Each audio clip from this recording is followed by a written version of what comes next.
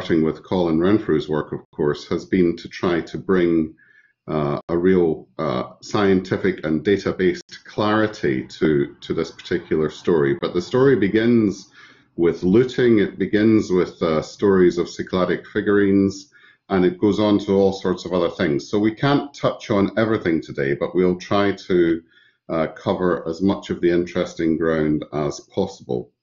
Now, Colin Renfrew is with us tonight. He's listening in, and he's very much the co-author of this presentation.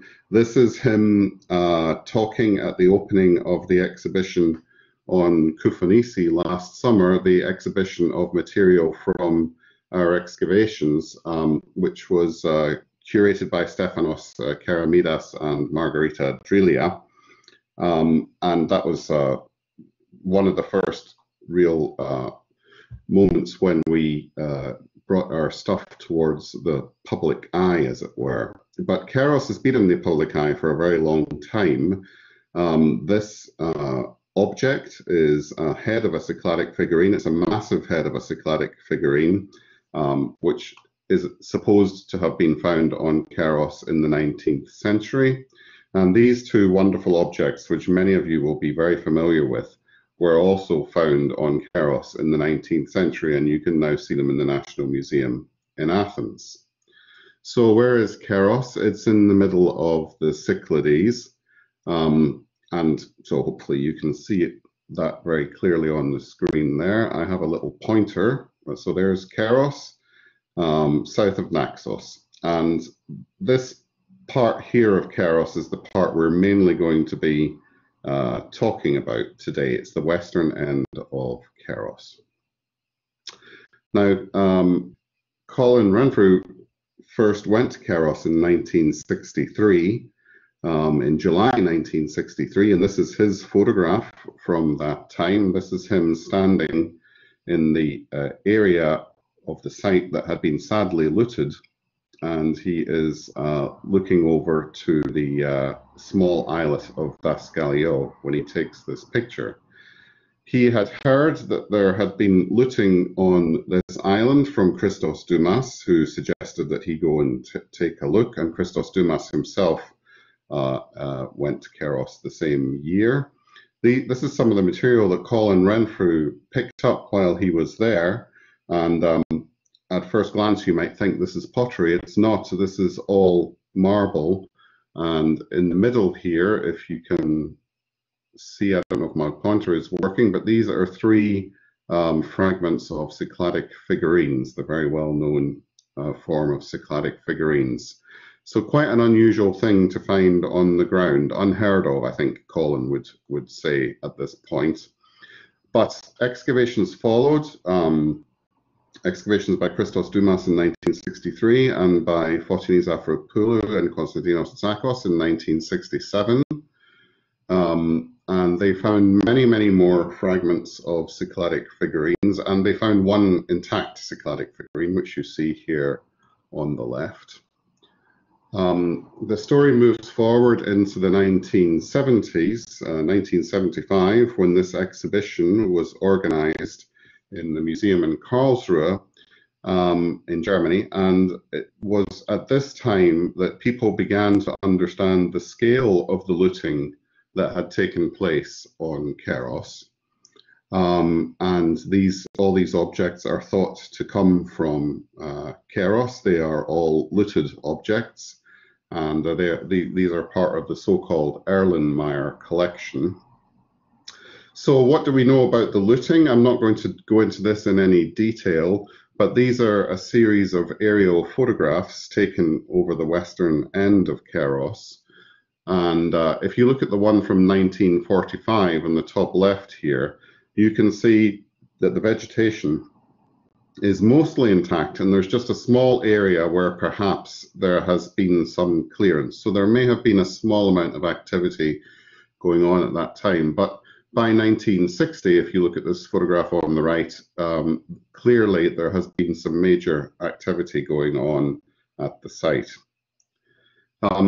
The excavations were in 1963, 1967, found about 300 or so fragments of these figurines, many marble bowl fragments, and lots of pottery, as you can see here, but not much else. And that's why this area became a kind of a mystery, because this is a very unusual kind of selection of material. So what possible events in the past could have led to this kind of material being found at this site? So a number of theories were put forward. These theories were all put forward before the recent work that began in 2006. Many people believed that some kind of cemetery must have been situated on the site. Professor Dumas put forward a very interesting theory about the redeposition of material from other cemeteries being brought to Keros. Colin Renfrew believed that there was some kind of specific depositional activity going on here, which was not related to funerary activity. But without some kind of investigation, it was difficult to take any of these theories further forward. Now, this is a very recent aerial view of the area. So this here is the islet of Vascallo, and this part of the screen here, if you can see my pointer, this is the area of the looted the looted deposit, the special deposit as it came to be known. And it's important to realize, to understand the topography of the site properly, that this little islet was actually connected to the main island of Keros in the early Bronze Age. It was possible to walk across more or less where I'm moving my pointer now. So that this image here gives us an idea of how those two areas were joined, and it also shows us the main archaeological elements of the site, and I'll be referring to most of these in tonight's presentation. So here we are looking at Keros from the islet of Vascallo, and what you see on the left, in this red circle on the left, is the looted area, subsequently what came to be known as the Special Deposit North. And what you see on the right is the area that Colin Renfrew decided to go and investigate in 2006, sorry. Now, why did he decide to go there? Well, if you look at these photographs, that arrow is pointing to what in this photograph looks like bare rock. It's actually not really bare rock. If we try to zoom in a bit more closely, we can see it's actually a low accumulation of stones. And this image here shows us what that low accumulation of stones looked like in 2006. I should say that in 1987, a small survey of the area that we are in here, the area called Kavos, was organized by Todd Whitelaw, and the results of his survey indicated that there was some kind of concentration of material in this area, so it seemed worthwhile to investigate. So excavations were undertaken under Colin Renfrew's direction between 2006 and 2008, and here is an image of those excavations in progress. The soil cover was not particularly deep, and as you can see, the area is itself very steep. You can probably see here on the edge of this trench the remnant of that low covering of stone. But if you look into the trenches, you can see there's an area of bedrock exposed here, and that exposed bedrock is local wind-formed aeolianite. And what was found in digging these trenches was just a remarkable accumulation of marble early Bronze Age material. So here in this picture you see three separate fragments from three separate original figurines. These are legs, these two parts here. And here's another example just to show you how they were almost as if they were lying on top of each other. You can perhaps manage to see the folded arms on 1987 on the left there. And here are some more figurine fragments appearing out of the ground. This is one of the largest pieces that was found, and it was found packed behind this rather rough stone structure, which was really almost the only kind of structure in the entire area, which we now call the Special Deposit South. The looted area is referred to as the Special Deposit North, and this area is referred to as the Special Deposit South. And of course, the important thing about this area is that it was in fact unlooted. So that piece that I was just showing you is this piece here, one of the largest pieces found in the Special Deposit South, and must have belonged to a sculpture about 1 meter in size. So here we see the excavation plan of the Special Deposit South. This line here is the line of the aeolianite bedrock that I mentioned. And these other lines are just lines of stones. They're not walls, they're just linear arrangements of stones. And the grey area shows the area of the stone covering over the site that was removed.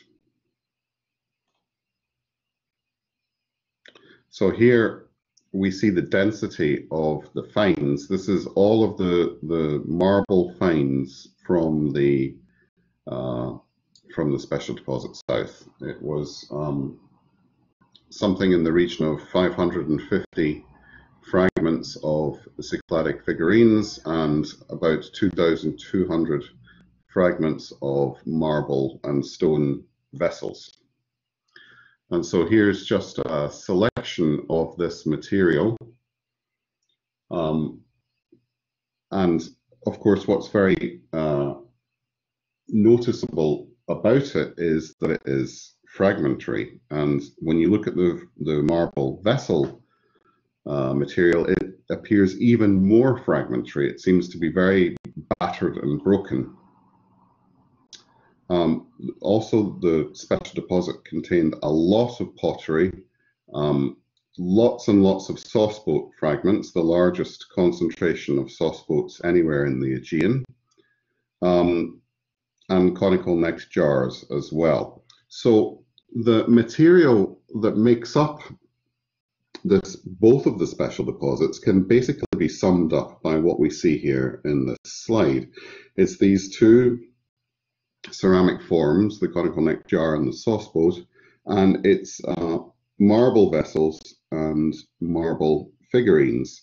But as you've already seen, they don't look like what we see here. What they actually look like is this. They are all fragmentary. So this seemed like such a strange situation, and Colin Renfrew, his first aim was to figure out whether the breaks were ancient or modern, and it was very quickly ascertained the breaks are ancient.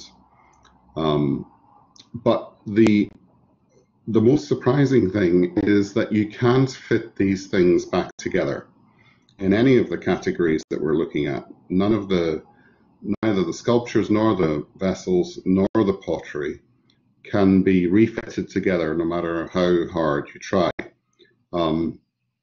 About 10% of the Special Deposit South figurines join with another fragment.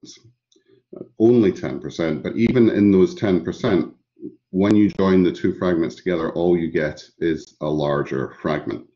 And the percentage for the marble vessels and the pottery is even smaller. So that created this really quite remarkable circumstance. What's going on here? these objects are broken. They seem to be deliberately broken, and moreover, they seem not to be broken at either of the special deposits, neither at the Special Deposit North nor at the Special Deposit South. And so that line of thought has led to a lot of research, and indeed I can show you some of the publications that have come out of all of this work, beginning with Peggy Soterakopoulou's book from 2005, which predates the excavations. But we have been publishing all of this material, and it is all available for you to go to the library and see. It's all fully published. And so the interpretation of the western end of Keros must be that it is an area to which people came for the purpose of depositing these broken materials, which they brought with them from wherever they came from.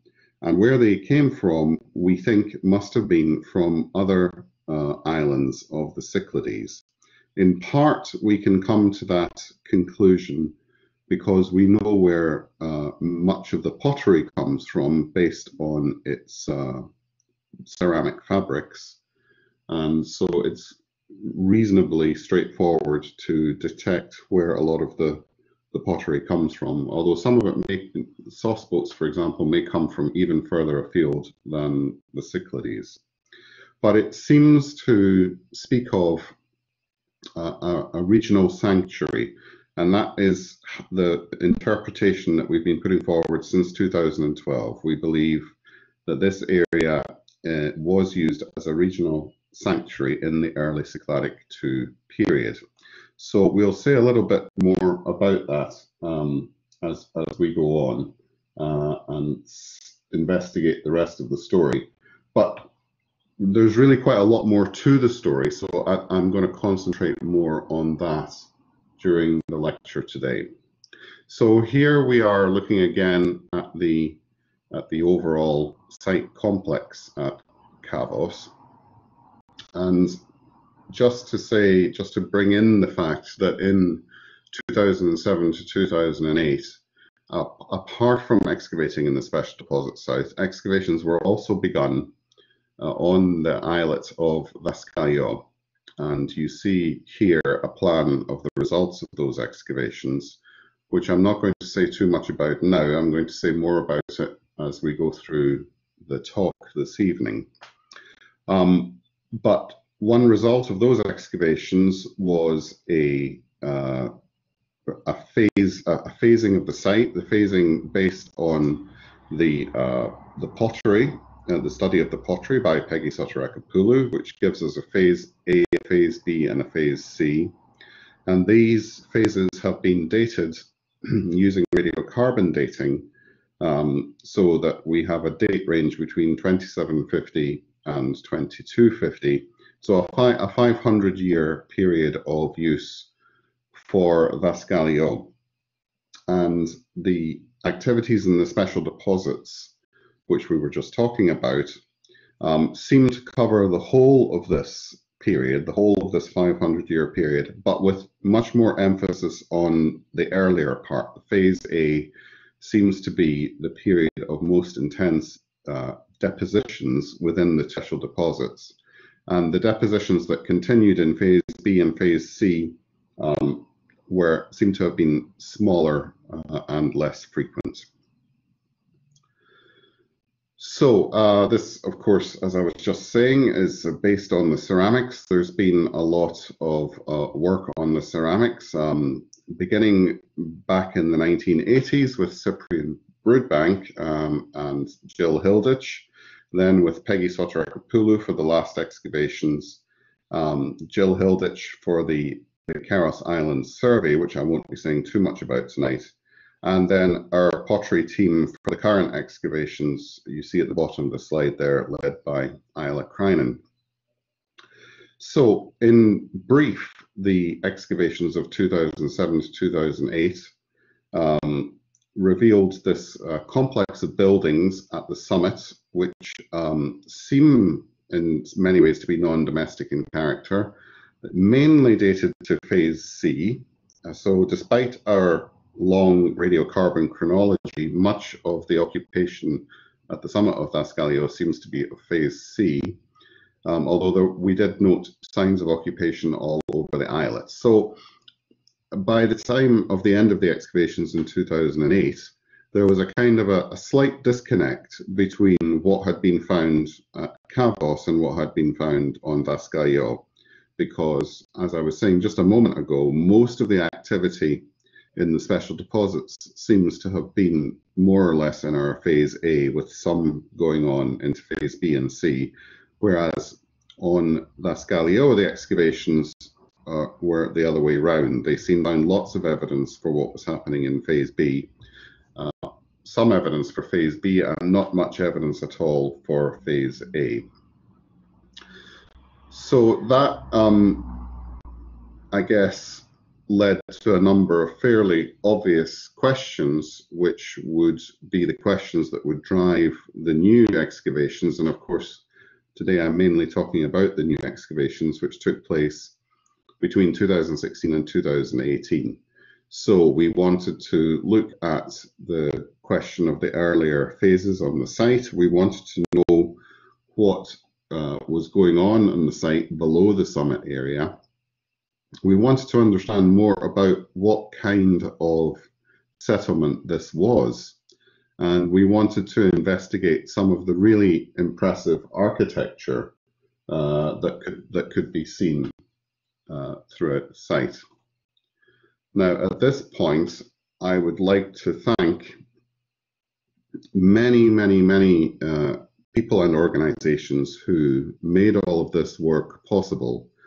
And we certainly start with the effort of Antiquities of the Cyclades, its director, Dr. Athanasoulis, Stefanos Karamidas, and all the other members of the Ephoria, and to the British School at Athens for sponsoring the work, John Bennett, the director, Tanya Yaruzzi, and then to all these very important sponsors without whom we could not possibly have undertaken the very large project that we undertook between 2016 and 2018. And as Evie mentioned in her introduction, we also had a very large team of people working for us in the field, up to about 90 people. And we also have a very large team of specialists working with us now, many of whose names will come up, but not everyone's will. But I think most of them are probably in the audience tonight, so I'm really happy about that. And I hope that you all feel thoroughly thanked and involved in the work. So here's just a glance at the excavation trenches of 2016 to 2018. You'll see that we opened some rather large trenches. We went for a different strategy of excavation, an open area strategy of excavation. And here we see the excavation team from 2016. And this slide is to show us some very important personalities, Irini Lagaki, our Associate Director, and Joanna Mutafi, who acted as Field Director for the 3 campaigns on Dasgalio. So just a quick word about our methodology. We decided to try to achieve something quite radical, which was to move to a completely digital recording strategy. So we actually managed to have a paper-free excavation, and here you see someone manipulating one of the recording devices, which is an iPad, of course, and the iPad is running iDig, which is an app for iPads, written by Bruce Hartzler of the Agora excavations in Athens. And it's freely available for everyone to use, so I just would recommend it without hesitation. We are currently putting the finishing touches to an article on our methodology, so if you want to read more about how it all works, I hope that will be published in the near future. We also used photogrammetry instead of traditional paper-based recording to create 3D models of everything that we excavated. Here's one of the products of that photogrammetry, which is an orthophoto of Trench H, as it turns out. And here's a product from that, which is the architectural drawing produced by James Herbst from that photo. But we took it a step, that's quite common in excavations nowadays, but we took it a step further because we decided to do photogrammetry on every single context that we excavated. So that means that for every trench, we have a large number of photogrammetry models, meaning that when we want to look at the context from which something was excavated or where a certain environmental sample was found or something like that, we can actually go straight to the 3D representation of that. And we have them all together in a single model, which is quite difficult to demonstrate on a presentation like this. But if I just click through, this is Trench B, and you can see that we are going through the excavation stages in Trench B.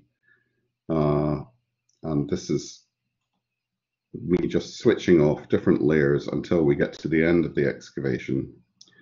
And we're currently experimenting with linking this to our database, which that's the reason why I'm showing this particular trench, because this is where we've been experimenting. And here you see all of the special finds from Trench B being displayed in their 3D positioning. And of course, I can't show you this on this presentation, but you can, of course, manipulate this in 3D. So you can zoom in, zoom out, and look at it from any angle you want. We have other in-field specialisms. So one of those is laser scanning. We did laser scanning at the end of each season. Dante Abate and Marina Faca of Cyprus Institute, who did that for us. And the results are shown in this particular viewer here, which you can use to do all sorts of measurements and make profiles and things like that. Very, very important part of our methodology is micromorphology. This is Mircini Guma's work, and we have focused on this really a lot because we wanted to be able to understand the stratigraphy much better this time around. And so one way we thought we could do that would be to have a much larger micromorphology program in order to do so.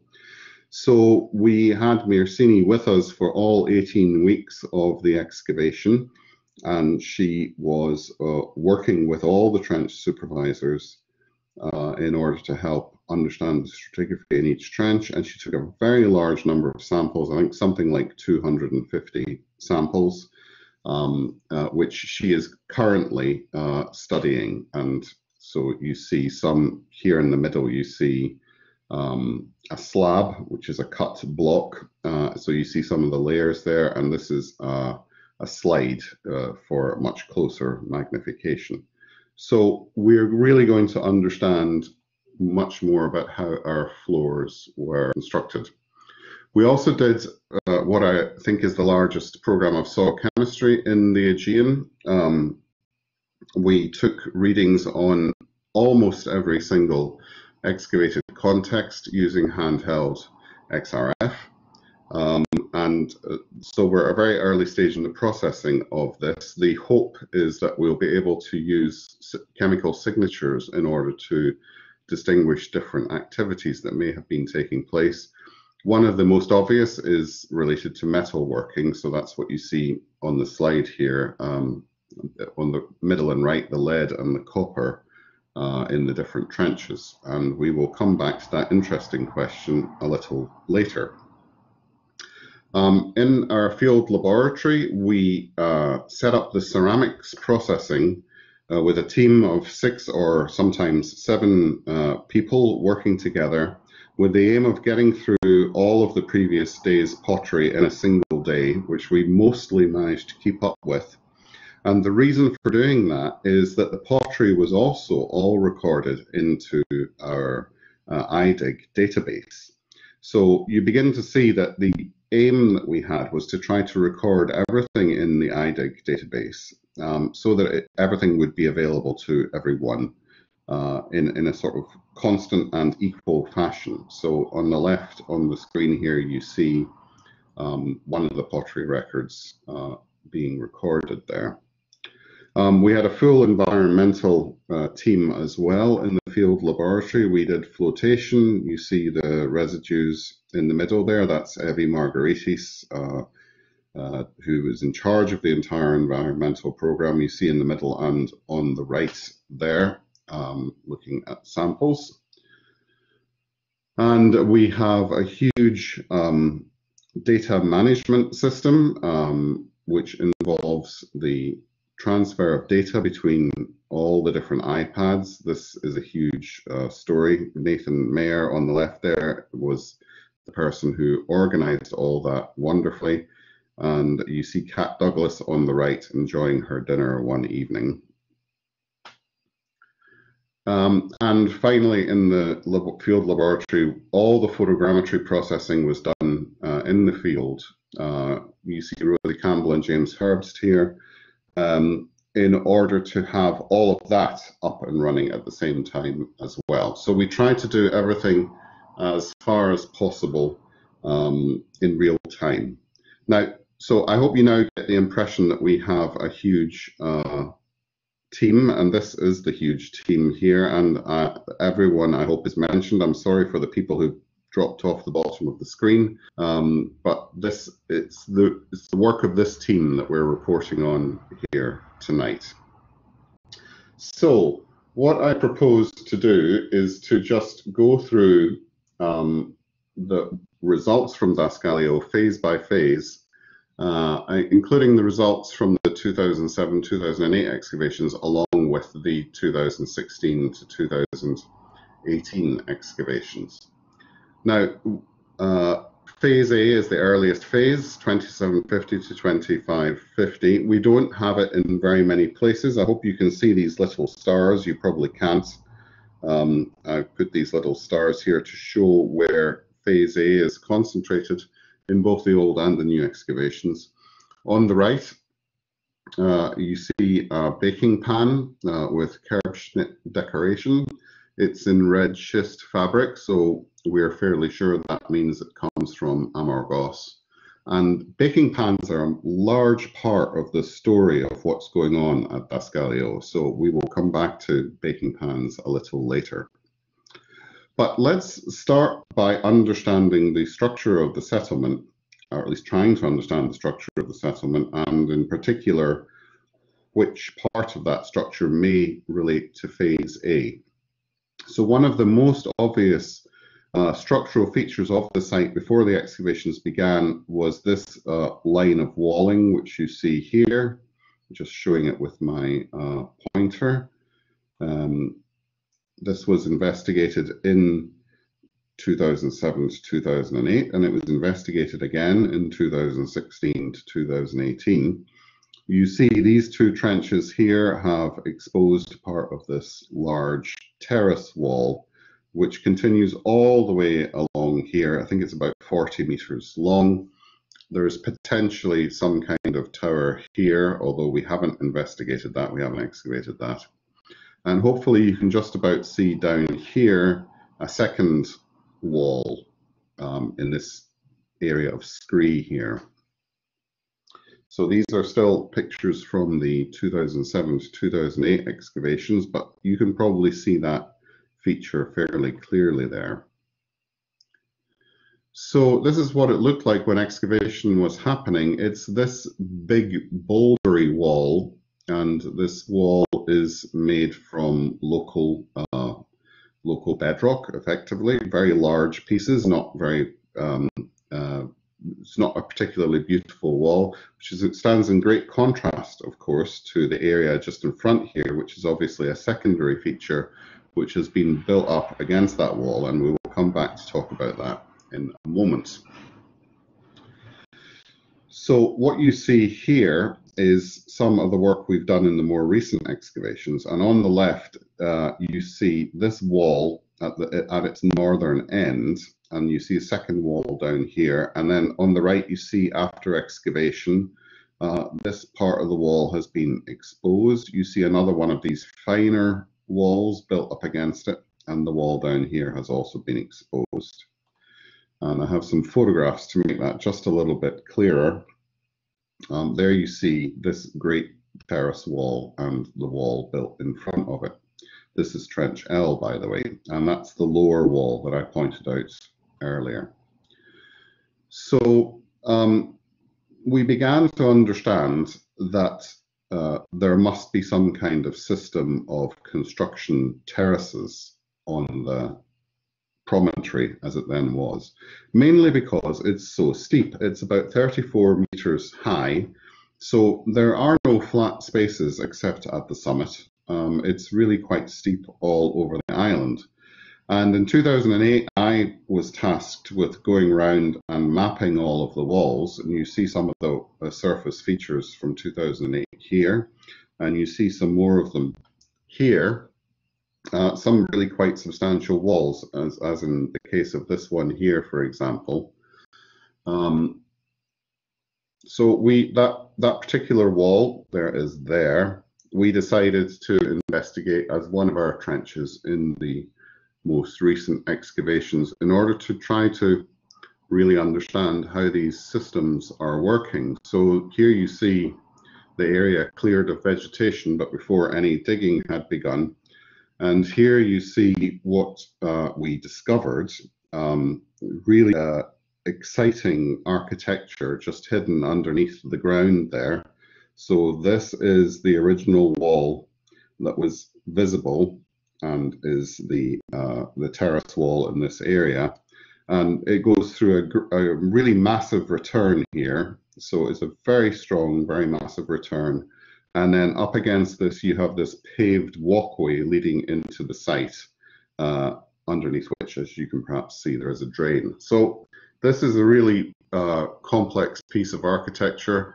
It's almost certainly, we think, the main entrance into the site. So here you are just looking down on it from above, looking out to the sea as it is today. But of course, in the early Bronze Age, the sea was 4 meters lower, so you would have been able to walk down and across to Kavos from here. So if we just begin to look then at the plan of the site to understand what these kinds of features mean, I've drawn here I'll just put a purple line on some of these strong and very obvious features, many of which we've now investigated by excavation. And by extrapolating, I think what we believe is that a system of terracing, which looks something like this, was the basis for the construction of the settlement. So in order to make this islet habitable, they built a series of massive terraces like this, in many cases using the local bedrock, although not always, and in that way creating the flat spaces on which you can build. And if we just look at the north end of the island, here's a picture taken in 2008. You can see here, I hope, these very strong lines of walling. These are some of the most clear lines of walling. No excavation had taken place here. This was just visible on the ground. And there's what they look like close up.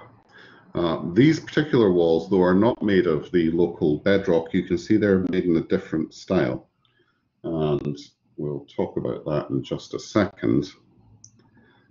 So here we see how we've tried to investigate those lines of walling with our system of trenches in the 2016 to 2018 excavations. These are the walls here that we were just talking about. And we've put one trench here, trench C, and another trench here, trench B, in order to try to understand how those systems work.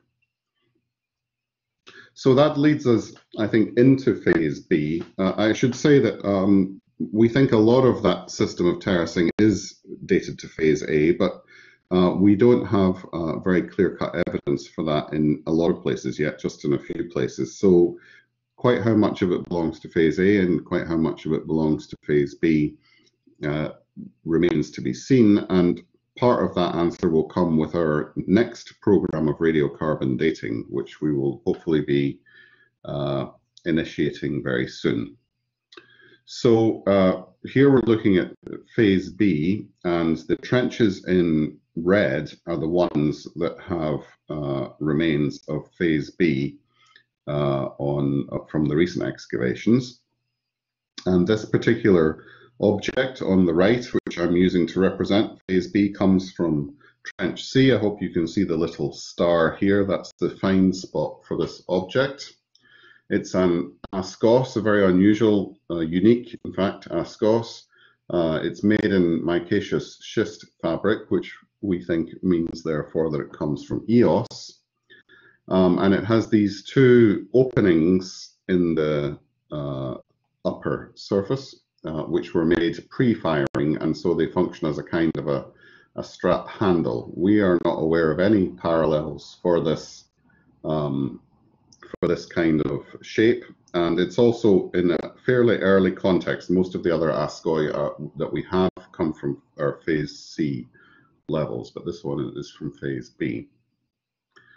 So here we are looking at the northwest part of the site, and we've got a very large area open here, 30 or 40 meters open.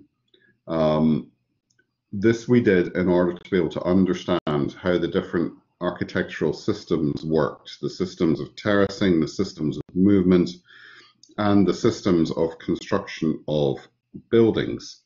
I hope you can see down here on the bottom left these very strong walls, which I keep referring to, which were visible throughout. And then if you just allow your eye to go up, you can see this kind of orthogonal layout is maintained over this very long area. So this was one of the clues that we had. We have many clues now, but this was one of the clues that we had, that the architectural system of the site was more planned than haphazard. We think a lot of planning went into the architecture of the site, and I think this this photograph perhaps shows that almost better than any of the others that we've got. Here you see the same features from a different angle, looking at it from the north, and in this photograph you should be able to see here a large, I would like to say monumental, perhaps that's slightly overstating it, but certainly a very large staircase, paved area here. So these are part of the routes of movement that we are interested in understanding. The actual construction of all of these buildings, though, turns out to have been perhaps the most remarkable thing about the site. This observation was made by John Dixon in 2008, when he realized that most of the building stone is not, in fact, from Vascalio, and it's not from Keros. It's from somewhere else, and that source we have, we're relatively sure is from southeast Naxos, near the port of Volakas, for those who know southeast Naxos. So that's a distance of 10 kilometers, and that's in the early Bronze Age. That's quite a distance. You do have the intervening islands of Kato and Ano Kufonisi, so that breaks your journey up if you want to break your journey up. But still, that means transporting blocks of stone over 10 kilometers in paddled vessels. And then that seems like an interesting choice. Why would they do that? Why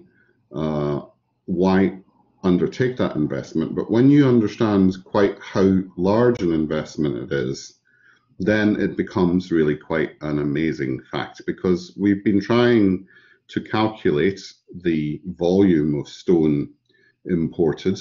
And it's, of course, a very difficult thing to do. We've only sampled about 10% of the site, so we can't do it with absolute accuracy. But we think we are definitely looking at more than 5,000 tons of marble imported, and it may have been 10,000 metric tons of marble that is being imported to Das Galileo. So that is really an astonishing undertaking, and it's clearly it would have been easier to build the site on Naxos rather than on Keros. So it really does beg the question of what kinds of forces, by the time we get into the end of phase A, the beginning of phase B, what kinds of forces are at work that can master these kinds of resources. And when we look at what they do with the marble, we understand that, and it's not surprising, of course, if you have the resources and the ability, the power really to import all this marble, then you're clearly going to use it in a very planned fashion. And that does indeed seem to be exactly what is happening. And that's why we have these large areas here, for example, which are all to do with ostentatious movement and don't really have very much to do with you know, farmers living their quiet domestic lives. In this particular trench, this is Trench B, we have this area of a kind of crossroads here, which is marked by petroglyphs. We've got lots of petroglyphs at the site, and these stones here, which form the crossroads, all have petroglyphs on them. And here is a little sketch of the petroglyphs here, and here you see the drawing of the petroglyphs in process. They're not only found in Trench B, but they seem quite often to be found in areas which are important routes of movement, and I'll show you another one in a moment. Also, in this remarkable staircase, which is obviously it has collapsed, you can see that it has collapsed. The reason it's collapsed is because of the void underneath it. The void underneath it is a drain. Here's part of the entranceway into that drain here. This is the exit of the drain, some 10 or 15 meters away at the edge of the cliff. So you begin to see that there's a lot of planning going on here. And if I just show you some more of these stairways, you can see that this has been done all over the site. Not surprising when you consider the nature of the site, the terraces, the steepness, but it seems that planning for water control, water management, as well as routes of movement was something that was done in a sort of site-wide fashion. So we're now on the east side of the site, and this seems to be the main entrance from the last of the terraces going up to the summit of the site. And it's again a very well built. These blocks are massive. This is a massive stairway that's been built here, and you can just see here again another one of these petroglyphs set right into the stairway. There's a close-up look at it there. So again, marking an important point of movement. So that allows us to talk about site-wide planned engineering, really, and that's why we think we now understand that planning is really the important thing to have in mind here, because there's no way that this site was constructed by someone just deciding to occupy a small plot and build on it. You needed to have all sorts of infrastructural arrangements first. So the construction of the infrastructure was clearly an organized affair, and then the construction of the buildings on top of that required all this import of marble from Naxos. So that's just another drain in Trench N. This is in Trench C. This is an area for removal of material by flushing out of the building, and I'll leave you to wonder what that possibly means. So I'm just going to look briefly at Trench A in a little bit more detail because it's our largest trench. It's 24 meters long.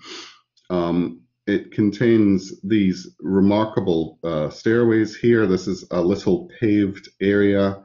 You have a stair here, you have a stair here, you have a stair here, each leading to 3 separate parts of the terraced arrangement of the trench.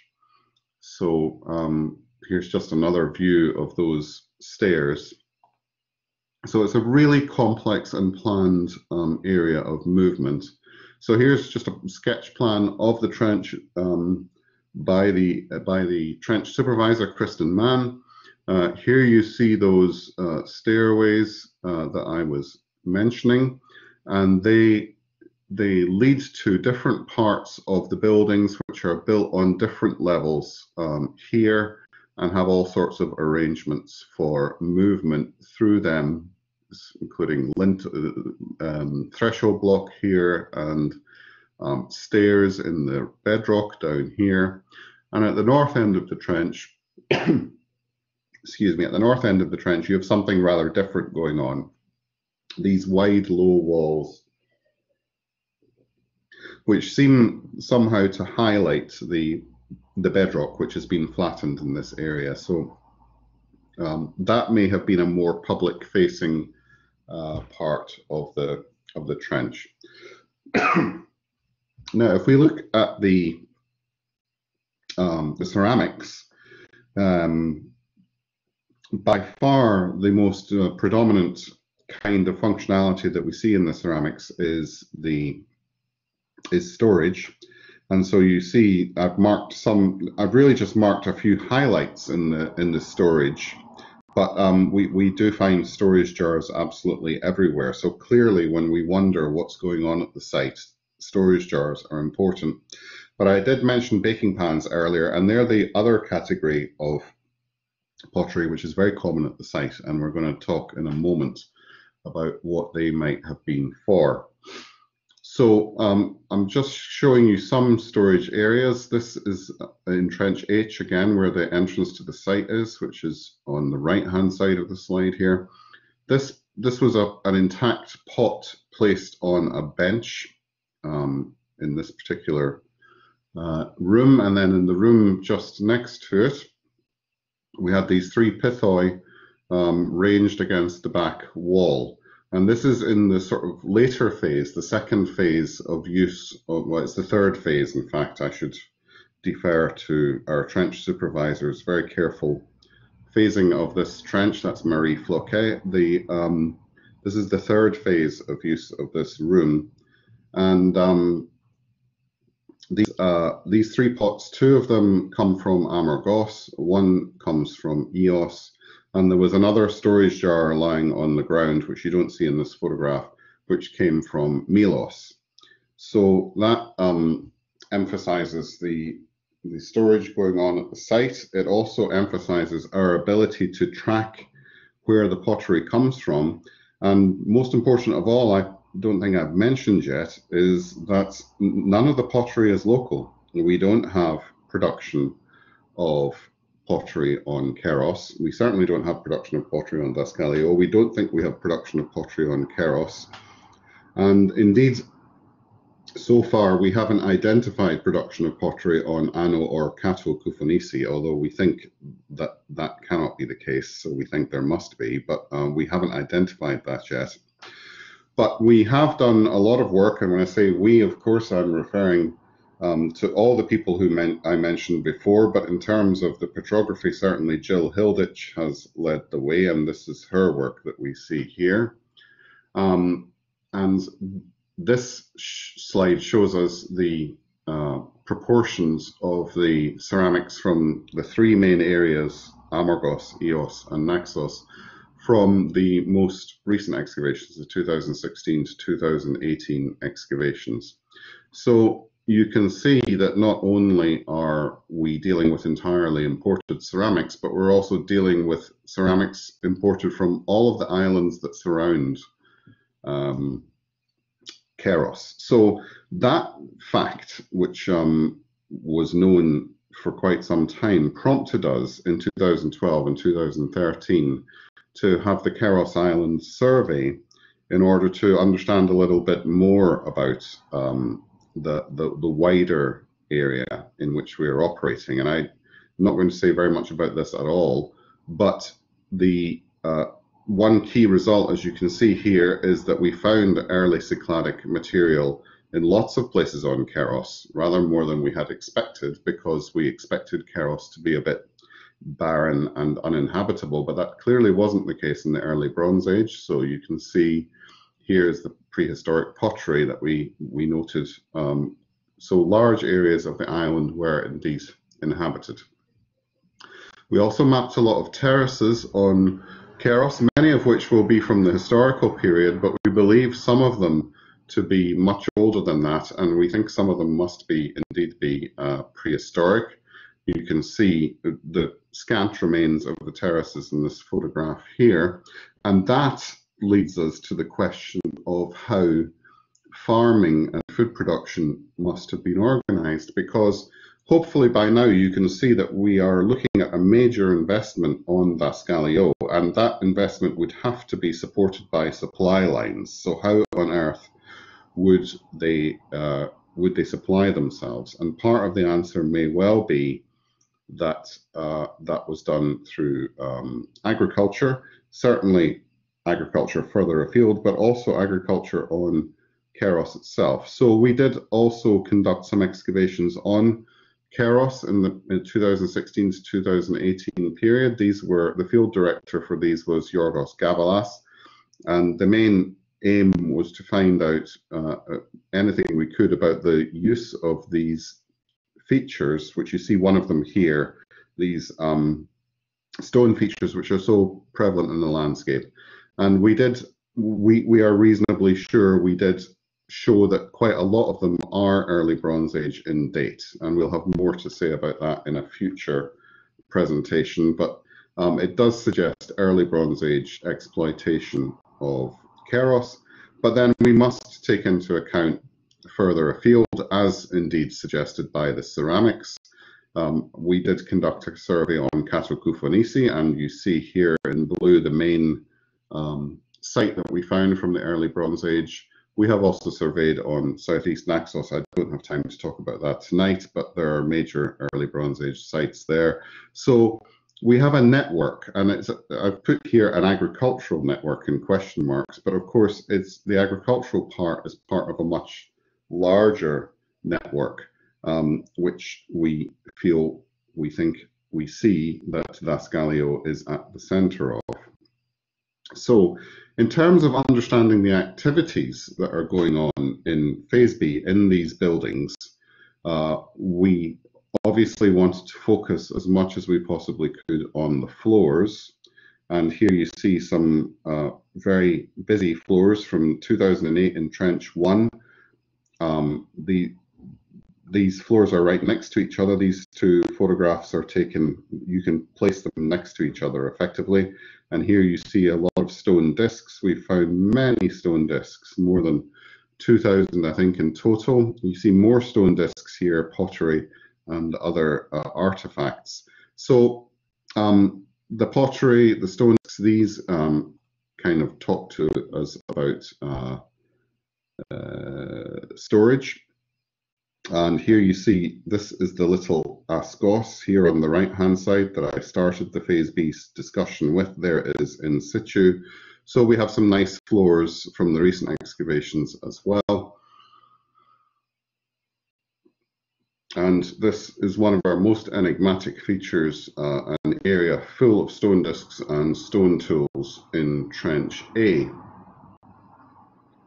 So these kinds of assemblages, you begin to wonder, well, what do they actually tell us about what's going on there?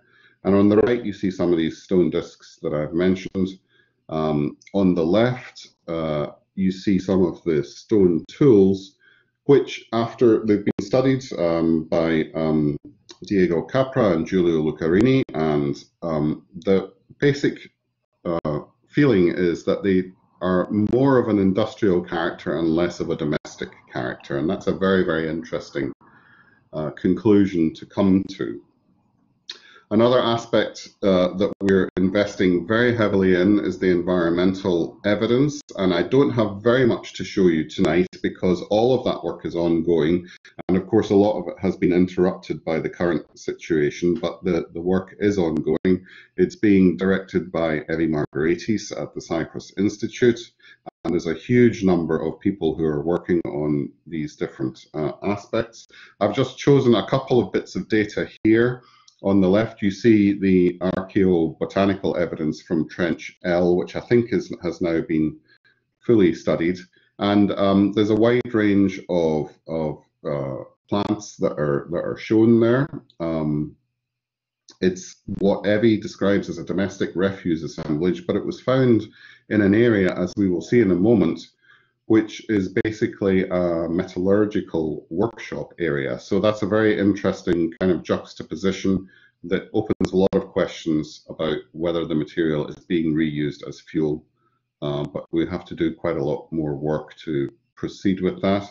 Yorgos Kazantzis has studied all the animal bones, so you can see a summary of our animal bones from the recent excavations here. In Trench C, we have a very large animal bone assemblage, and we might have a feasting episode in Trench C because a lot of them are quite high in the stratigraphy, but we've still got quite a lot of work to do on that. The species, as you can see, are fairly standard, goat and sheep principally, but with some pig, one or two cattle bones kicking around as well. Now, we have some very special artifacts, such as these that you see on the screen here. This is a stamp seal, and this is a bone seal ring here on the right. The bone ring is paralleled by another seal found at Left Candie. And we have one of these ceramic cubes, sealed ceramic cubes. We don't have very many of these at the site. I believe they're very common at Skarkos. Marisa Martari has referred to finding many of them. We have just a few. That's one there. But really, the key discovery and the big story is metal. And I should, of course, immediately say Mirto Georgakopoulou is our archaeometallurgist. And this is really apart from the architecture, this is the amazing discovery of the site. So I'll take a few minutes to show you what we know so far about the metallurgy on the site. Firstly, there is some evidence for smelting. Smelting is the actual production of copper from ore. That's remarkable because Keros is nowhere near any of the ore sources, and so this is the only site that is located so far from ore sources where smelting has taken place. Smelting took place on the Kavos promontory, so not on Daskalio, but on the Kavos promontory at the very north part here, where if you can see my pointer, I'm pointing, that's where the wind is the strongest, so that's probably why that area was chosen. And you can see various indicators here, such as the slag in the middle of the screen, but also the geochemistry indicates what was going on there. We also did geochemistry on Daskalio, which indicates raised levels throughout the island for copper, which you see on the left, raised levels for lead in pockets on the north. And these levels are way above what are found on Kavos nearby. So if we use Kavos as a sort of control, then we see a much larger levels here. We've got several areas that we're identifying as metallurgical workshops or metal working areas at least. One of them is in Trench L on the northeast part of the island, which you can see being pointed out here exactly where it is. There's the plan. You see the geochemistry on the left. And this structure here seems to have been constructed as part of the metalworking phase in this in this trench. We think this may be an anvil here built into this structure. This is not a wall. This structure is not a wall. It's a kind of a bench which has been built to facilitate the metalworking that was going on there. And I'm sorry, this slide is a little out of date. I should have updated this slide before we started tonight, but it shows you some of the things that were found in that area. Really the complete set of things that you would want in order to identify a metallurgical workshop. We have tuyères, we have molds, and then we have these baking pan fragments. So the baking pans are one of the real focuses of our research at the moment. They are clearly a shape that has been used in the metallurgical process, and they are part of the metallurgical process. We are waiting for analyses to be undertaken, so we can't as yet define exactly what role they play in the metallurgical process. But it is at least possible that they themselves functioned as a kind of, both as a kind of a hearth and as a kind of a crucible in order to melt the copper for that then to be poured into the mold. So we shall see, and Myrto Georgakopoulou is probably cursing me right now for jumping the gun. She will be doing the analyses that will determine exactly how that process worked. Here we see Trench H, where there were at least 2 phases of metalworking activity. This is the earliest metalworking probably that we've got at the site. And here you see these 2 wonderful hearths, one here and a second one here, built into the bedrock and predating all of the architecture, I think I'm right in saying, in this area. So the first activity in the area shown by these hearths. And this is a kind of a foundation deposit that we found underneath all the floors in this area, also built into the bedrock. Associated with a slightly later phase of metalworking in Trench H, we have this little cache of stone tools, really, and they were lying on a kind of a layer of stone. There's probably a kind of a stone floor, and one of those tools turned out to be this amazing object, which is a mold on one side for a spearhead, and on the other side for a small object, perhaps a small chisel or something like that, a very small object.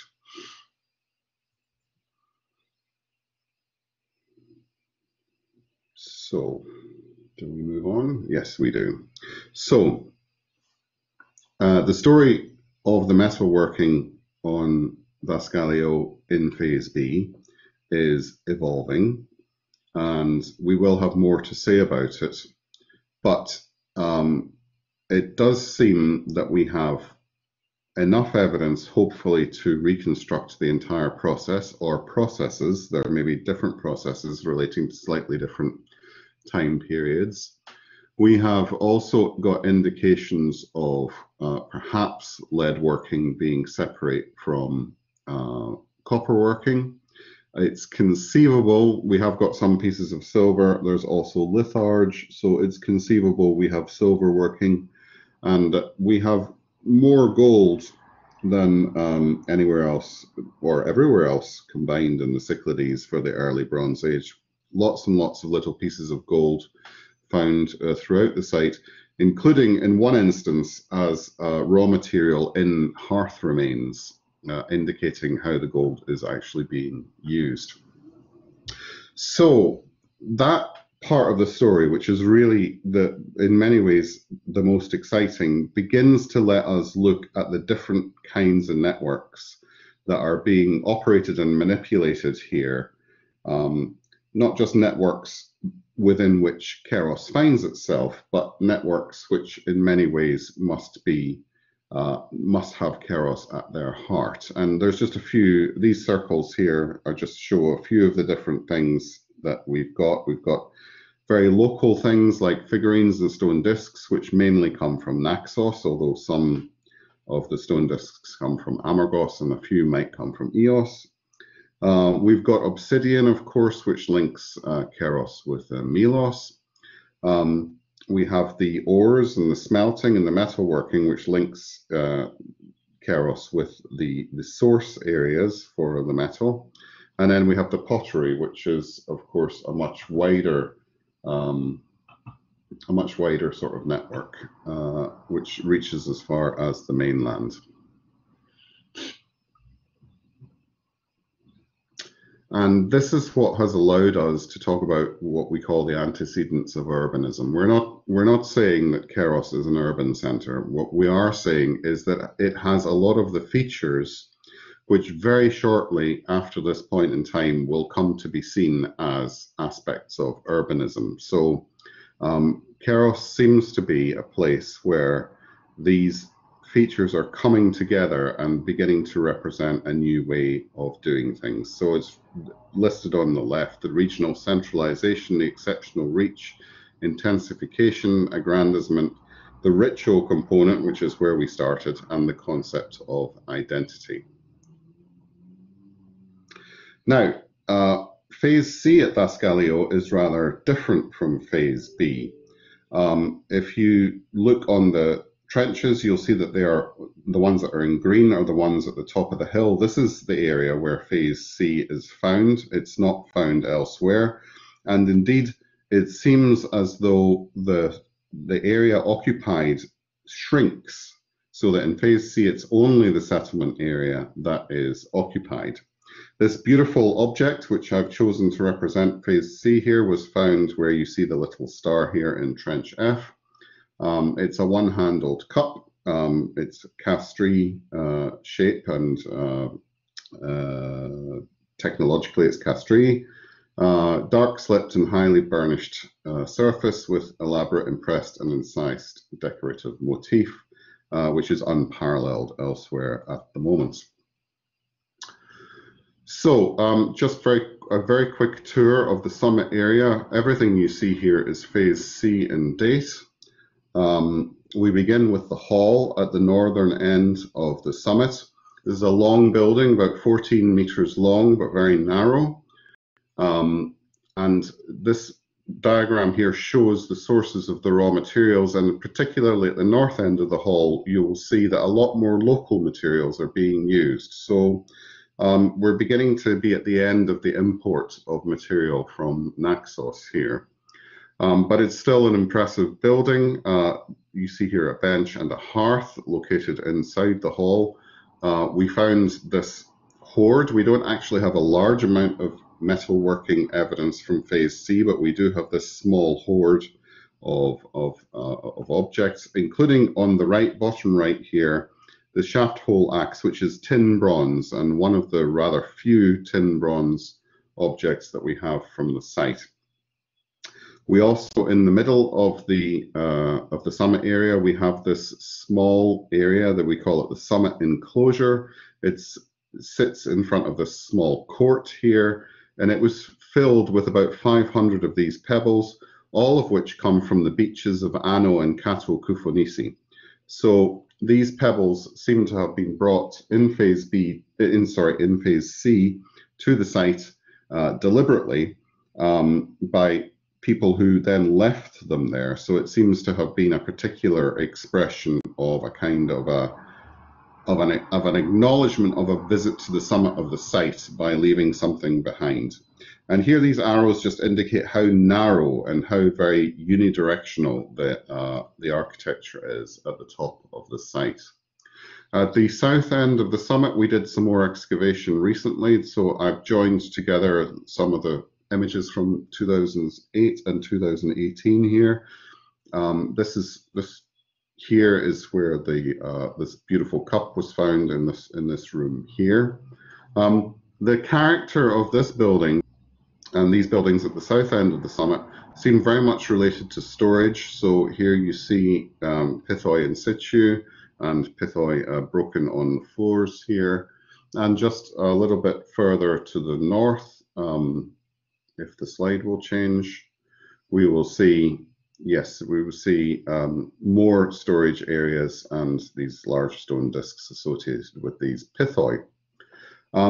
The environmental evidence from phase C is much less than the environmental evidence from phase B, so that is a puzzle which we are currently puzzling over. And Trench 6 somehow seems to stand out as being different, but that's part of our ongoing research, is to understand why that was. And we also have these small figurines, which almost all date from phase C. They're very different from the folded arm figurines, which predominate at the two special deposits. And we don't have any folded arm figurines from the site of Das Galileo.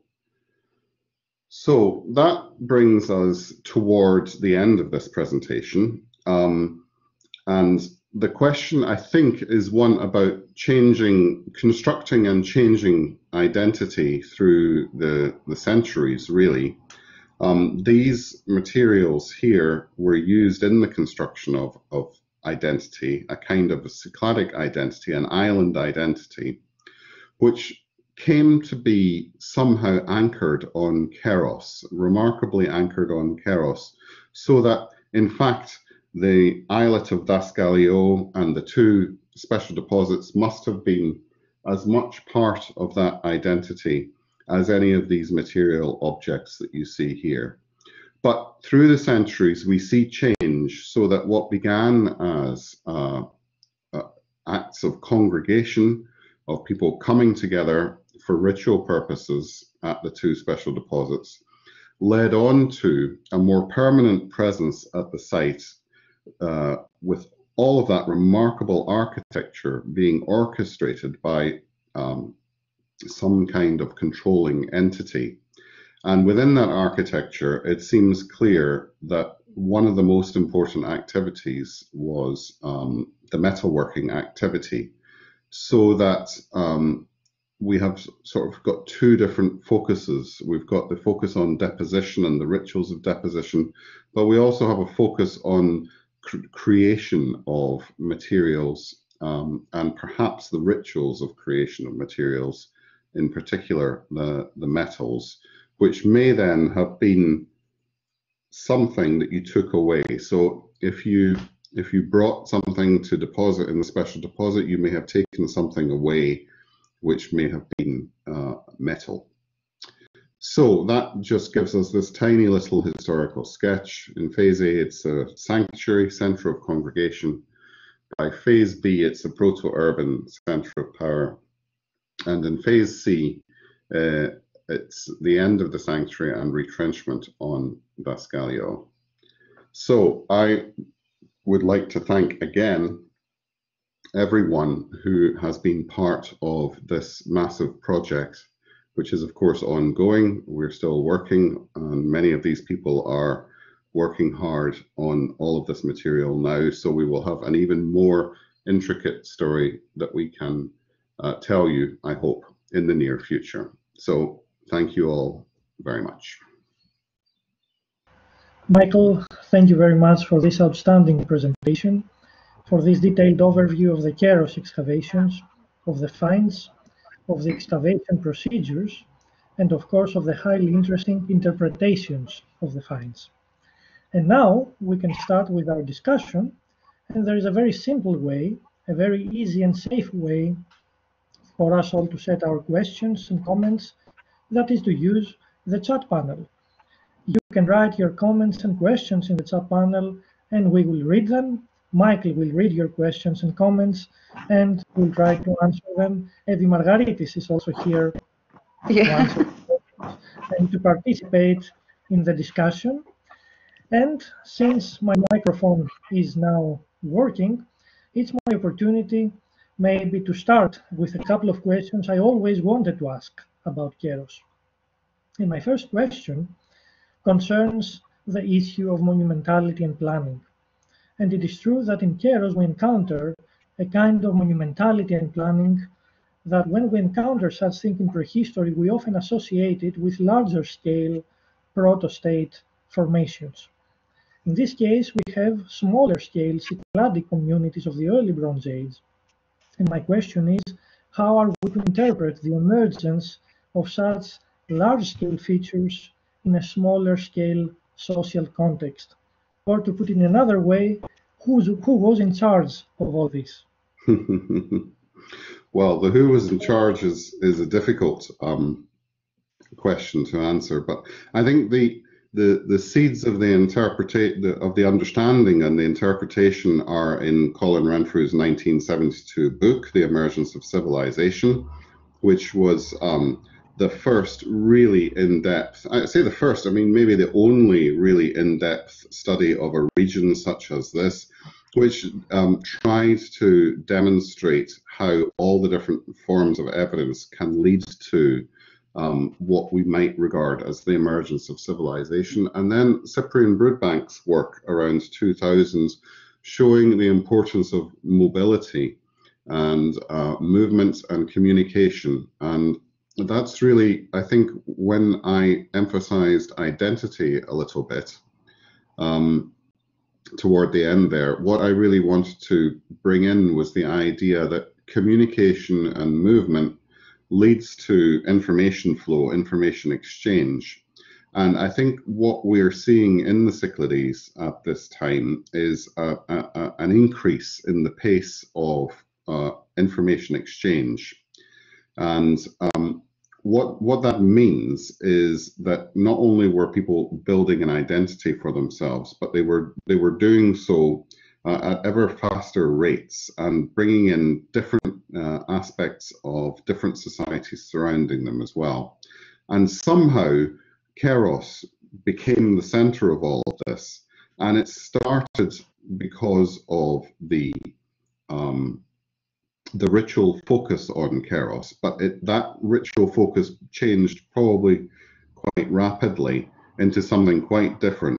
So in terms of the people who are traveling around and who are able to manipulate these networks which are being created, it seems to be the case that manipulate is perhaps a strong word, but they were creating a new kind of vision of what it meant to be a Cycladic islander. And Colin Renfrew, some years ago, put forward the concept of the Confederacy of Keros, because that's how he wanted to try to express that particular idea. It's somehow people coming together, and having come together, they then express that in material ways. And that leads then to this remarkable explosion of activity, architecture, building on Keros. I know that's only a partial answer, but there's still a lot to excavate out there. Thank you very much, Michael. We have already some comments in the chat panel. If you would like to read them and try to answer them. I see lots of thank yous. I don't see any actual questions. The petroglyphs, Michael. They're asking about the petroglyphs. Yes, Andonia says it's interesting that the petroglyphs are associated with major routes of movement. And indeed, that does seem to be the case. I'm not sure I can say much else about it. We don't have any particular insight into the meaning or the intention of these things, but they do seem to be almost invariably associated with routes of movement. And that, you see that at other places as well. I mean, you see that, for example, at Vathi on Astypalaia.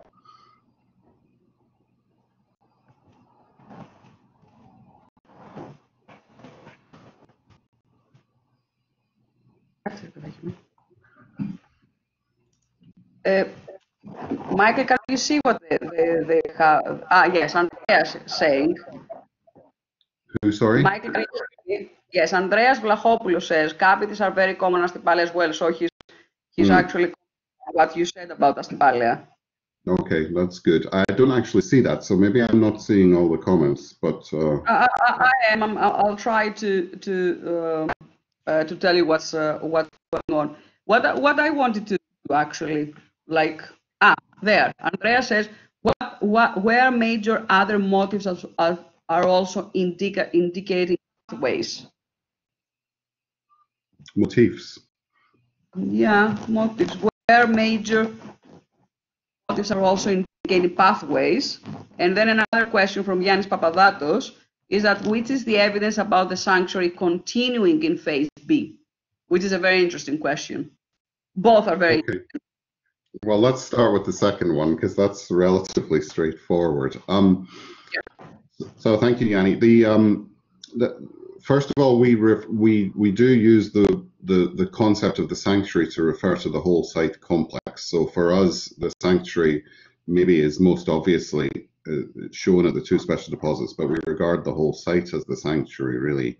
The continuity in phase B in the two special deposits is shown by the pottery, and that is published. We've published that in volume 2, I think, if I remember correctly, of our series, where we analyze the Castries forms. I say we, of course, this is mainly the work of Peggy Soterakopoulos. We analyze the Castries forms. We know which ones relate to our phase B and relate to our phase C. And so we came to a very approximate and presumably somewhat inaccurate conclusion that approximately 80% of the deposition in the Special Deposit South took place in phase A, and approximately 19% of it took place in phase B, and maybe 1% took place in phase C. So that's what we think, but it's not an absolute fact. It's an interpretation based on the materials in the deposit. That's what we think that the date for that continuing is. And then on the other side, on Daskalio, we now have quite clear evidence for major construction in phase A, and phase B being really the period when it really takes off. So there is a clear overlap between the two parts. What was the other question?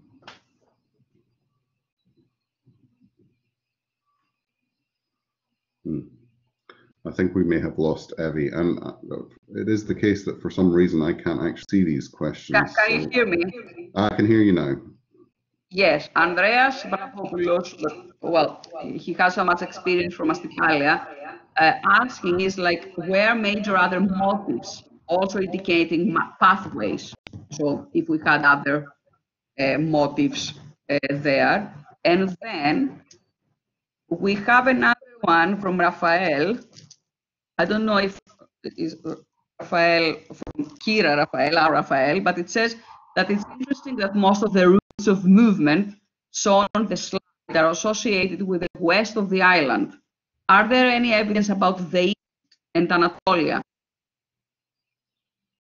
Yes, right. Well, that's a very interesting question. Let me just answer Andreas very quickly. I don't think I've got any other motifs that I can mention. So I should say that Irini Ligaki, of course, is studying this material, so we could perhaps allow Irini to answer that herself. But I don't think there are other motifs that are particularly associated with routes of movement. There is one very interesting piece, which I'm sure I've shown you, Andreas, at some point, found close to, but not actually in, but close to some of those routes of movement. It's a very, very, very unusual petroglyph. At first glance, it looks a bit like an inscription, but it's not. It is a petroglyph. But I don't have a picture of that in this presentation. Now, the second question, of course, I've forgotten it already. Evie, remind me quickly, the second question. It's Rafael, and it's not Kira the Rafael. movement. Rafael Lautari from Cyprus, which he says that it's interesting that most of the routes of movement shown on the slide are associated with the west of the island. Are there any evidence about the east and Anatolia? Right, the networks, yes. Yeah. So that's a really important question, and it does look a little bit odd, doesn't it, that we don't have anything particularly reaching over to Anatolia. What one very concrete point that can be made is that we do have obsidian from Anatolia.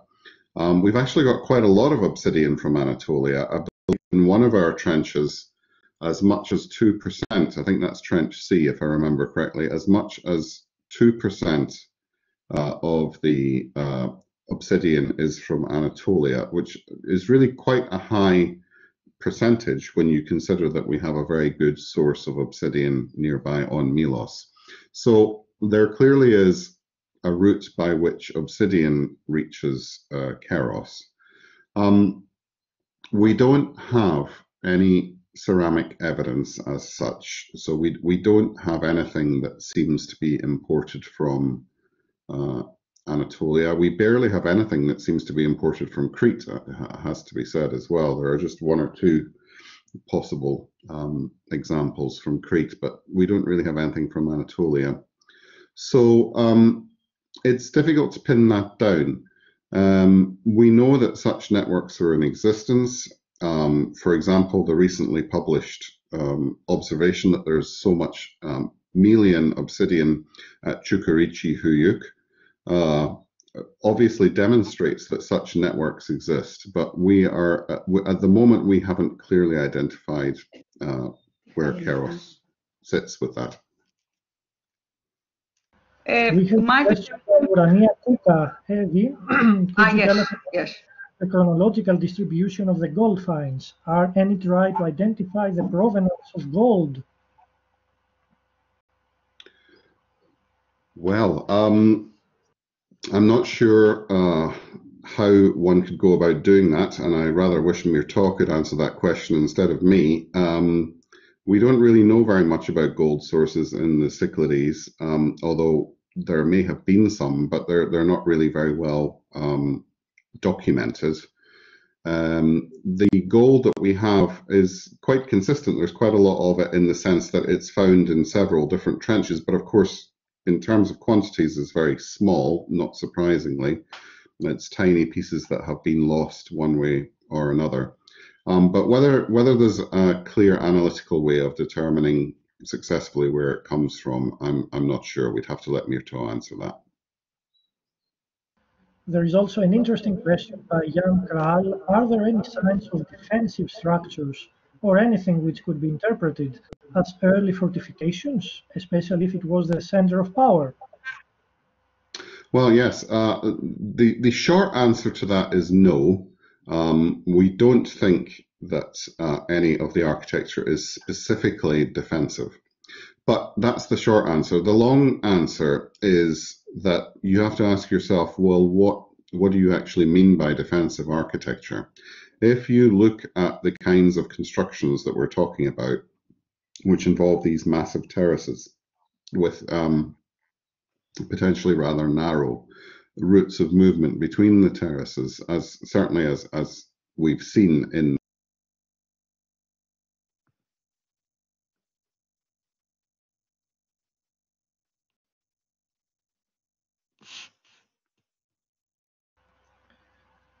Okay, we have also some other interesting questions and comments. For example, Andriana Rusu says, is there any explanation of why Keros was chosen over other nearby places? So sorry, I was locked out for a second there. I've just come back. No problem, Michael, no problem. I will read again the question of Andriana Rusu. Is there any explanation of why Keros was chosen over other nearby islands and places? It's a very difficult question to answer. We've obviously asked ourselves that. It's clearly an important question. Why on earth would this particular place be chosen? One possibility is that it was chosen more or less precisely because it was uninhabited. The Keros Island survey has not found any evidence for early Cycladic I pottery on Keros. We do have some obsidian that we probably think would date to early Cycladic I. I see that Tristan Carter, who's studying our obsidian, is in the audience, so he can make comments about that. But there's no clear indication of settlement on Keros in early Cycladic I, whereas in early Cycladic II, we've got not just the sites that we're talking about, but we've got lots and lots of evidence for settlement on Keros. So it may be that Keros was chosen precisely because it was uninhabited and had no previous history and was not associated with a single center of power, if you like, or something like that. Thank you very much, Mike. Maybe you can speak anytime, take your microphone and speak. We have a question also by Vaya Mastroyanopoulou. Is all the architecture dry stone? Is there any evidence for other materials used for building, such as wood or plaster or mud? Okay, thank you, Vaya, for that question. The architecture is dry stone. They use an earth mortar, very simple earth mortar between the stones. There's no particular evidence for wooden architecture, although I'm not sure what that evidence would amount to, or for mud brick or anything like that. We do have evidence for the timber from the charcoal. The charcoal from the recent excavations is under study at the moment. I should have mentioned earlier, so it's good that you asked, that in Trench L, for example, the charcoal is primarily olive and juniper, along with tamarisk, heath, and almond. Now, the olive and juniper are not surprising at all, since those are the two main sources of wood on Keros. So those were probably used for the roofs and perhaps for central columns. We had one or two trenches in the old excavations where pine was found, and that must have been imported. Thank you very much, Michael. Another question by Eleni Marangoudaki. Did you find any silver item on the island? What about the tin bronze shaft hole axe? Could you comment on its composition or origin? Okay, so we only have 3 very small pieces of silver. And they're not objects at all. They're just tiny fragments of silver. And we do have the litharge, which Mirtoy Georgakopoulou has not yet analyzed, so she would not wish to be drawn on whether that represents in situ evidence of silver production or whether the litharge was perhaps brought to the site as for use as a tool. That particular shaft hole axe, which is the tin bronze shaft hole axe, it could be from the Balkans or it could be from Anatolia. It has been suggested by others that it comes from the Balkans, so maybe that's correct. Thank you very much. I don't know if Evie sees another question that I might have overlooked. Yes, Evie. Yes. No, I just want to comment and mention what Georgia Tsatsidou says, which is she's responsible for the study of phytolis, that phytolis also support the presence of wooden beams, as they were the material from the charcoal that the Maria Dinu and Antigone Mavromati are studying. What I wanted to say about the agricultural part of what's going on at Keros is that even though we're not surprised of the species that we are finding, we know what they were cultivating, or we assume that what we're going to be the database of the seeds that we have from the early Bronze Age. What is interesting though is that for such a very, very big site in phase B, we definitely have more organic remains than phase C at the summit, but not as intensive as you would actually expect from a site of a domestic nature.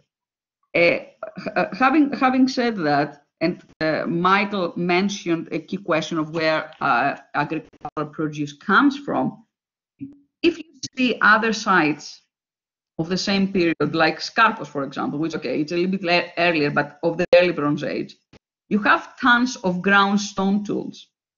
At Keros, at Daskaliou, we don't have this kind of assemblage. We do have ground stone tools, but certainly not in close to the amount and the numbers that Skarpos has.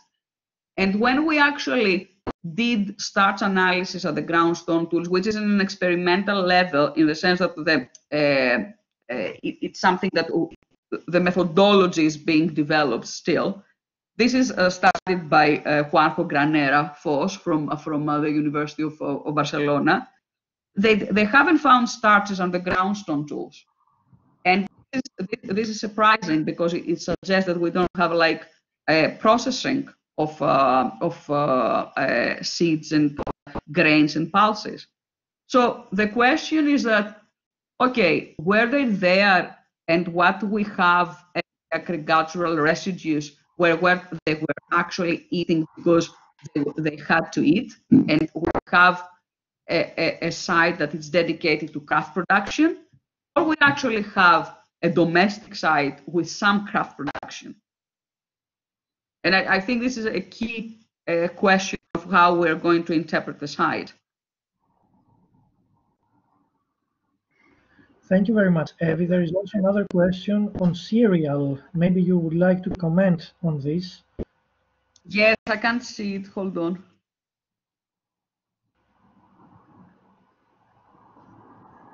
Yes, absence of starch doesn't mean anything. I know that because it doesn't mean anything. I know that, but it is weird that we don't have anywhere in the at the ground stone tools. Thodori, I don't know which one you're referring to about cereals. I can see it. Just a second, because we have plenty of questions. Georgia Tsartsidou asks if we had. We don't know yet. We're going to know soon. We had to explore that in the last 3 months, but we can't because of the COVID situation. Okay, we have another question by Nikos Selekos. At the late phase of early Cycladic period 2, we have some destructions in some regions and settlements. Do these destructions affect Keros? Yeah, I don't think we have any evidence for destruction at the site. Definitely no burnt destruction, no particular evidence of any kind of great destruction.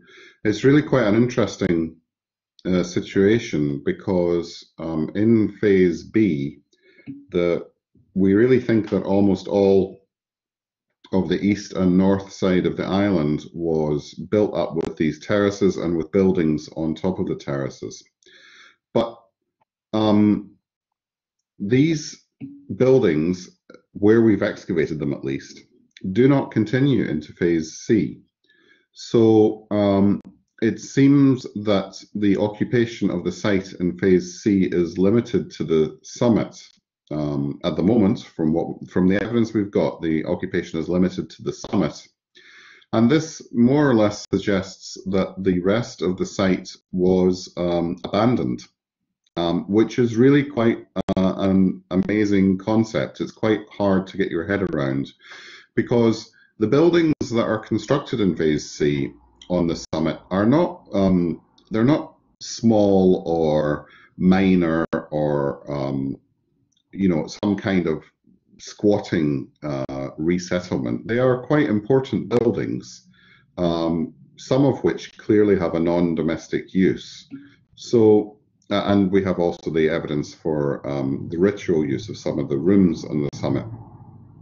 So it remains a sort of non-domestic, different kind of interesting settlement in the Phase C, yet at the same time, the huge area that was constructed in Phase B seems to be abandoned and must be therefore collapsing around them. So the last century or so of the site must have been a very, very odd arrangement.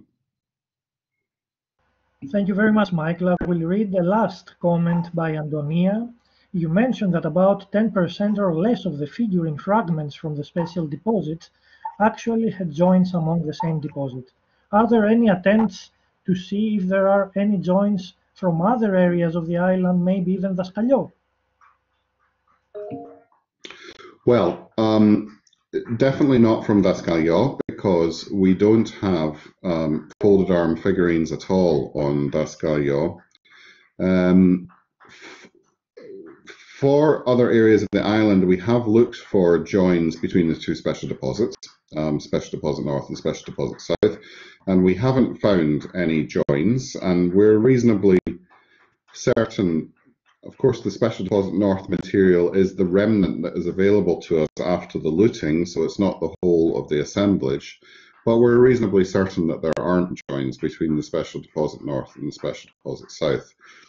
What is interesting is that the fragmentation of the figurines has led us to rethink how figurines are used and where they are deposited. And one thing that is of interest is that fragmented figurines are also found in graves. And I think perhaps in the past we too often assumed that mostly the figurines in graves were intact figurines, but in fact they're quite often fragmented. What would be really interesting would be to conduct a study to find out if there are any joins between Keros material and grave material from other islands. It would be very difficult to conduct that study because of moving the material around is not so easy, but it could perhaps be done by some kind of 3D scanning and then trying to join the pieces together virtually. And the last question by Georgia Tsartsidou. Are there any items imported from Egypt or Near East? No, I think probably definitively the answer is no, although I'm doubtless I'm forgetting something, but not really, no.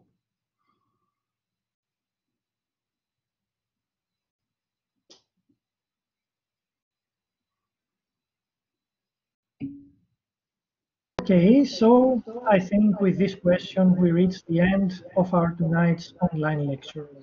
I would like to warmly thank Dr. Michael Boyd for accepting our invitation and the whole Keros excavation team for sharing with us all their unique knowledge of this unique site. I would like to thank the rector of the OUC, Professor Socrates Katsikas, Professor George Deligiannakis, and Devi Margaritis for their valuable help. And of course, I would like to thank each and every one of you for attending our online lecture and helping us overcome social distancing and geographical isolation caused by the COVID-19 pandemic. Thank you all very much. Good night or good morning in other continents. And of course, stay safe.